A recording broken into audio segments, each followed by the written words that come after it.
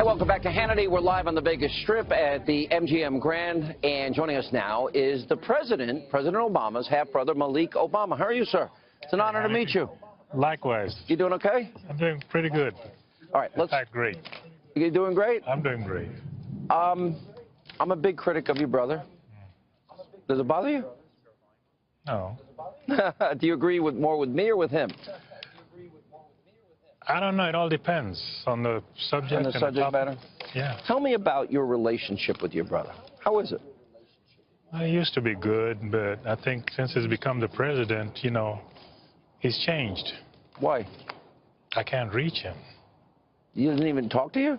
Well, we talk, but it's hard. You know, I can't reach him. You can't ever. Have you been to the White House? I've been there, yes. How many times? Almost every year. Once a year? What, do you get invited to a Christmas party? I have to fight to get in. You have to fight to get in? He doesn't invite his brother? He's my brother, so wait a minute. He once said we got to be our brother's keeper, didn't he? I know. You know. You disappointed in him? I am. I am.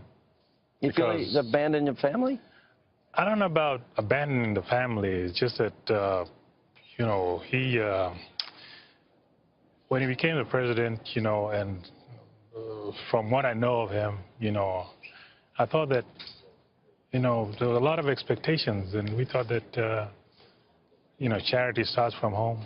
Yeah. You know, and not that we wanted to be, to get everything all at once, but at least... If I'm the president, my brother gets to come whenever he wants. He has a free pass.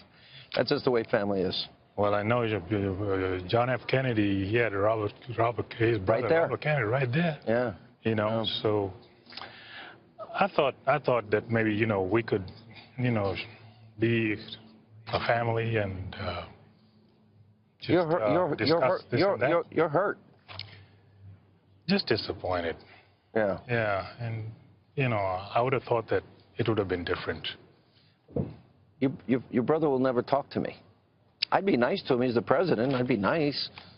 He actually talked about me a lot when he was running for office, and even said he wanted to send some guy to beat me up, tear me up. Well, before he was running for office, he was everybody's friend. You think the office has changed him? Has changed him. I think he's been sucked into that matrix. Yeah. And mesmerized by the power. You think so? I think so. Yeah, because what he was makes a different you think guy. that? He was a different guy. What was different about him? He was, you know, humble, and he would listen. There was a soft side of him. Mm. But now, you know, he's just too formal and stiff. Even when you're alone? Even when we're alone. There's not too much that we can talk about that is really hot, you know, brother to brother.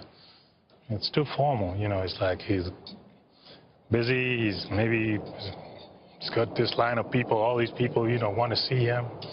So it would have been nice if, let's say, maybe I could go and have dinner with him, you know, and then it's So when you do relaxed. see him, how long are you talking to him for? Maybe 15 minutes. That's it? 20 minutes. That's got to be disappointing. How do you feel? I always give out numbers. I don't think he's done a good job. We have 95 million Americans out of the labor force, the lowest labor participation rate since the 70s, the worst recovery since the 1940s, the lowest home ownership rate in 51 years. Since your brother's been president, 13 million more Americans on food stamps, 8 million more Americans in poverty, and he once said $9 trillion in debt is irresponsible and unpatriotic. We almost have 20 trillion. He's accumulated more debt than 43 presidents before him combined.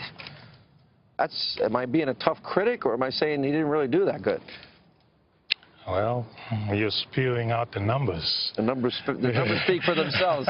You know, the numbers... numbers are numbers. Being spewed, you're spewing them out, so...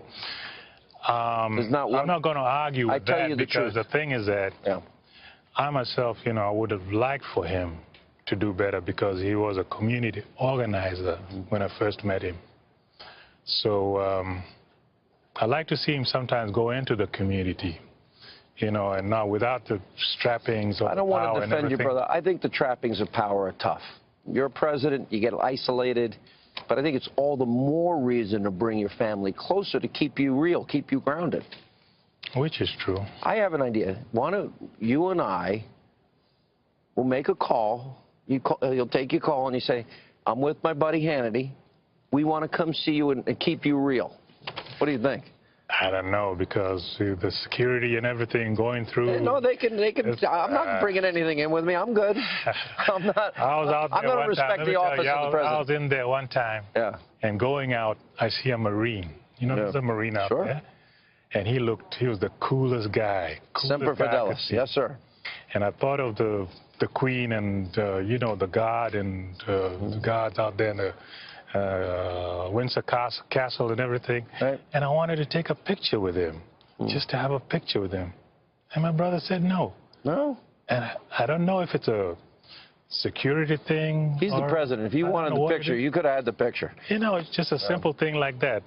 So, and I've tried to get friends just for him to shake hands with and know, okay, these are my friends. I bet if you played golf, you'd see him more often. He plays a lot of golf, you know. Oh, yeah.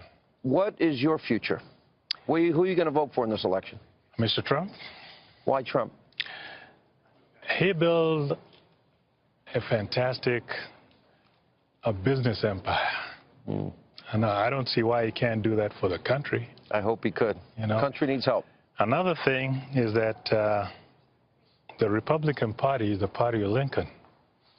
Lincoln freed the slaves. It's also the party that Lyndon Johnson counted on to pass the Civil Rights Act, the Voting Rights Act, because people like Al Gore's father and Hillary Clinton says her mentor, Robert Byrd, who was a former Klansman, she says, he's my mentor, because they filibustered and went against the Civil Rights Act and Voting Rights Act.